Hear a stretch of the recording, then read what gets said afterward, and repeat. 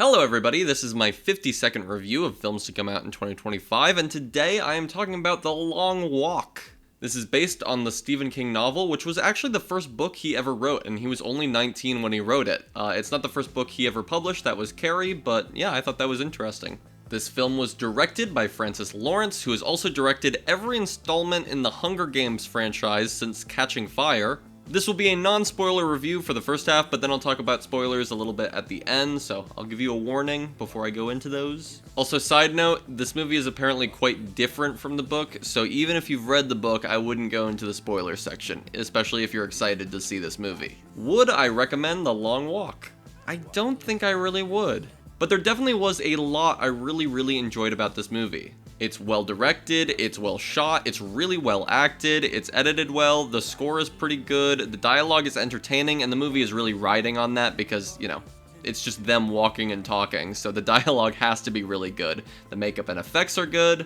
Everything about this movie is really solid, but it's just an unsatisfying narrative to me. It's a really upsetting movie, and by the end I didn't feel like it had much of a point, so I can't really say I recommend it. But it's definitely a quality film.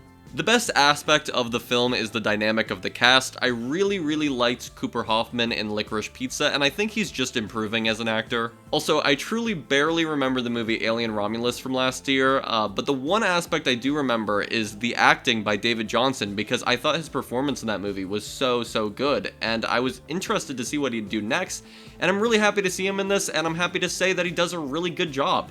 I'd go as far as to say in both of these movies, I think he kind of steals the show. And the dynamic between the two is just super watchable and works really well as the heart of the movie, but I still don't think it saves it for me. This movie is written almost like a heartwarming 90s movie like Forrest Gump or Shawshank Redemption or something, but the content of this movie is basically watching 50 18-year-olds getting shot one after another. It has that classic Hollywood tone with the dynamics and the dialogue, but the story is just so depressing.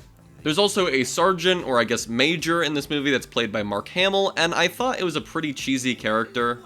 There's also a very clearly closeted gay bully character in this movie, which is also just such a Hollywood trope. I don't think it's a spoiler to say this, but you can pretty much tell when a character is about to die in this movie, and I don't even think that's a bad thing. Predictability can be kind of a good thing sometimes. I think in this movie it works because it makes the deaths of the characters more tragic.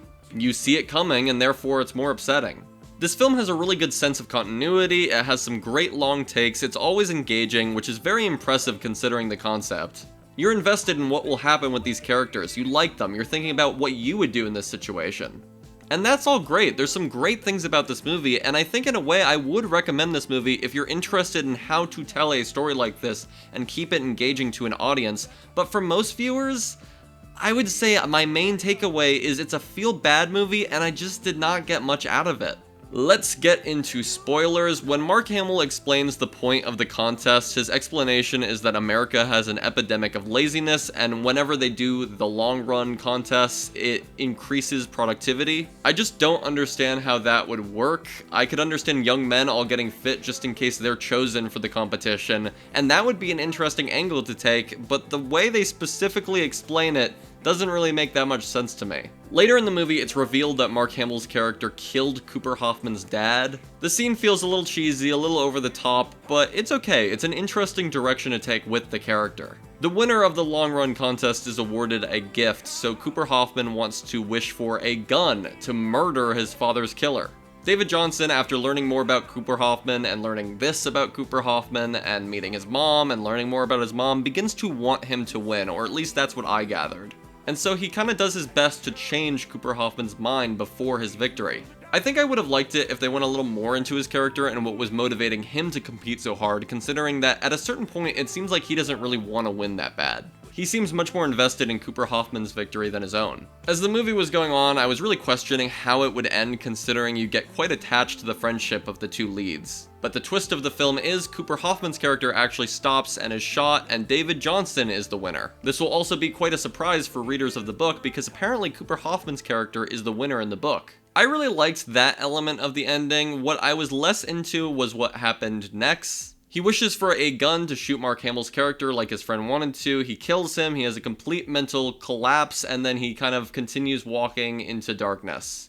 It's not a bad ending necessarily, but I just don't like it for this movie. My feeling is that for a movie to really impact viewers, you have to balance out the depression and the hopelessness of a story, especially if it's something fictional.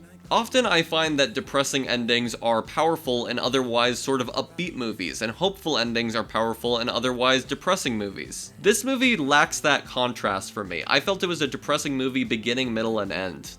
And if the movie is making a statement about American society, I just don't think it comes across very well. And the story of the characters just bummed me out, so there really wasn't much for me to gain. I'm gonna wrap this up. For a score, I'd say on purely a technical basis, this movie is like a 3.5, but solely on my personal enjoyment, I think it's more of a 2.5, and that's usually more of the basis for my ratings, but I'll go right down the middle and give this 3 stars out of 5. Tomorrow, I think I'll talk about the new South Park episode, but on Tuesday, I will make a review for Caught Stealing, so subscribe to see that. In the description, I will put a link to my Letterboxd list ranking all of the movies I have seen of 2025 so far. Here is the ranking so far, here is where The Long Walk is, and there are all the other movies that I've seen and reviewed this year. In the description, there should be a link to the YouTube playlist of all of my 2025 film reviews. You can also find that on my channel page and right here on the left side of your screen. Thank you for watching. Likes and comments are very much appreciated. They help give me a boost in the algorithm. That's all I gotta say about The Long Walk. See ya.